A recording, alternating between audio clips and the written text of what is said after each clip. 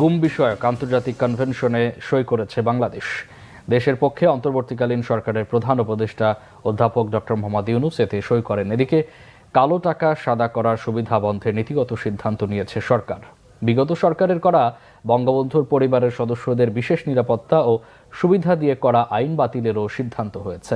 পরে উপদেষ্টা সৈয়দা রিজওয়ানা হাসান জানান, গুরুতর অভিযোগ ছাড়া প্রশাসনের কারো বিরুদ্ধে ব্যবস্থা নেওয়া হবে না।